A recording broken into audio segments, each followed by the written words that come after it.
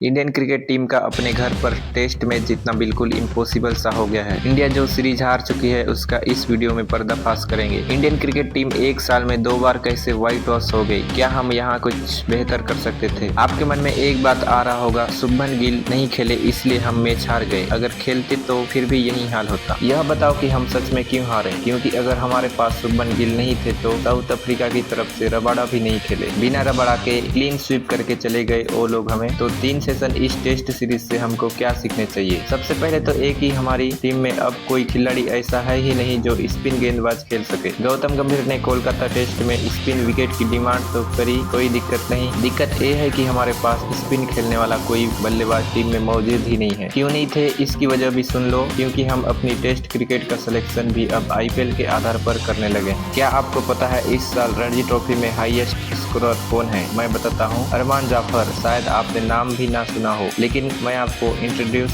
करा देता हूँ। मिजोरम से खेलने वाले अरमान ने 4 मैचों में 143 की एवरेज से 717 रन बनाए। इस रणजी सीजन में कम से कम 60 बल्लेबाज हैं जिन्होंने 300 से ज्यादा रन बनाए हैं। सीजन में उन सबका एवरेज 45 से ज्यादा का है, लेकिन इन प्लेयर्स में से कोई भी इंडियन टेस्ट टीम की दौड़ में नहीं है। Indian chief selector Ajit Agarkar को शायद अरमान जाफर का नाम भी नहीं पता होगा, क्योंकि इंडियन टेस्ट टीम का सिलेक्शन IPL के बेसिस पे हो रहा है। साई सुदर्शन का फर्स्ट क्लास एवरेज 38 का है, लेकिन उन्होंने IPL में बढ़िया परफॉर्म किया, इसलिए उनको टेस्ट टीम में जगह मिल गई। लेकिन ये 60 बल्लेबाज जो फर्स्ट क्लास क्रिकेट खेल रहे हैं, जिनको स्पिन खेलने का अच्छा खासा अनुभव है, उनको खिलाया क्यों नहीं जा रहा है? IPL के बेसिस पे अगर आप टेस्ट सिलेक्शन करेंगे तो आपको यही रिजल्ट मिलेगा जो हम टेस्ट सीरीज में देख चुके हैं। क्योंकि IPL में तो चौके छक्के लगाने के लिए आसान पिच बना दी जाती है, जो फ्लैट ट्रैक पर मारकर रन बना लेते हैं। जब आप उनको स्पिन ट्रैक पर खिलाएंगे तो फिर यही रिजल्ट मिलेगा। ऐसा तो होगा नहीं जो बच्चा साल भर पढ़ रहा हो वो फेल हो जाएगा, और जो बच्चा एक रात पहले पढ़ाई कर रहा हो वो क्लास में टॉप करेगा। तो बस यही हुआ टेस्ट सीरीज में। तो अगर आपको भी लगता है कि IPL के बेसिस पर टेस्ट में सिलेक्शन बंद होनी चाहिए तो इस विषय में कमेंट करके जरूर बताना। दूसरी और जरूरी बात, गौतम गंभीर के कोचिंग से प्रॉब्लम नहीं है। क्रिकेट में कोच का बहुत कम काम होता है, ये बात सच है, लेकिन गंभीर भाई को ये भी बात ध्यान देनी पड़ेगी कि टीम सिलेक्शन यहाँ पर बहुत बड़ा मुद्दा है। और नीतीश कुमार रेड्डी इस टीम में क्यों खेल रहे हैं और सरफराज क्यों नहीं खेल रहे हैं, यह सवाल उठाना बहुत जरूरी है। सवाल इसलिए भी उठाएंगे क्योंकि अपने ओपनिंग के अलावा और कोई पोजीशन फिक्स ही नहीं रखी है। T20 क्रिकेट में ये चलता है, लेकिन टेस्ट क्रिकेट की अपनी एक नियम होती है। नंबर 3 की पोजीशन में इंडिया में हमेशा एक सीक्रेट पोजीशन रही है,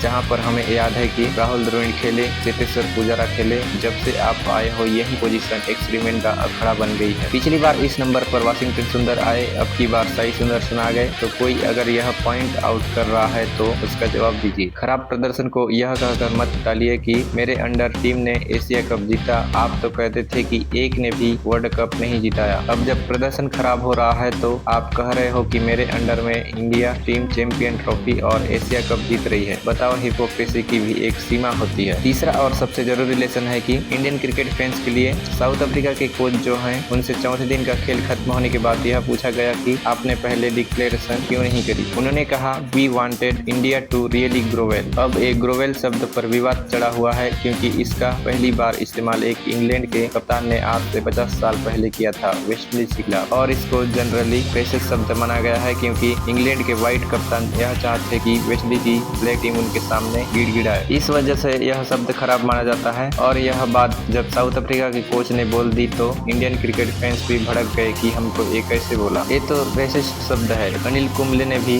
शब्द पर आपत्ति जताई है डेल स्टेन के सामने। लेकिन भाई तुम लोग एक बात बताओ, जब बुमराह ने बाउमा को बौना बोला था तो बड़ी मौज आ रही थी, तब तो ये आम बोलचाल की भाषा का शब्द जैसे लग रहा था, जबकि कायदे से ये बॉडी शेमिंग ही है। तो कहने का मतलब यह है कि अगर झेल नहीं सकते तो फिर करा भी मत करो। उनका बोला शब्द रेसिस्ट और हमारा बोला शब्द मजाक, ये कैसे हो गया? बल्कि हमें तो ये सोचना चाहिए कि हम इस पोजीशन में क्यों आ गए हैं कि साउथ अफ्रीका कोच हमको ये बोल गया। जो लोग इंडिया टीम आने से डरते थे क्योंकि उनको लगता था कि 2 दिन में टेस्ट मैच खत्म हो जाएगा, अगर उनका कोच हमको आकर ये बोल रहा है कि हम चाहते थे इंडिया गिड़गिड़ाए, तो उस शब्द से पहले अपनी किए पर तो बात करो कि ऐसा हुआ क्यों। मेरी तरफ से इंडियन क्रिकेट टीम को धन्यवाद और नो विवाद। आप ओपिनियन अपना कमेंट सेक्शन में कमेंट करके जरूर बताना। और इस मैच का, इस पूरी सीरीज का गलती आप किसको मानते हैं, कोच या कौन सा प्लेयर को, उसका नाम भी कमेंट में जरूर लिखना। Thank you for watching. Channel भी सब्सक्राइब करना। कल मिलते हैं अगले वीडियो में। तब तक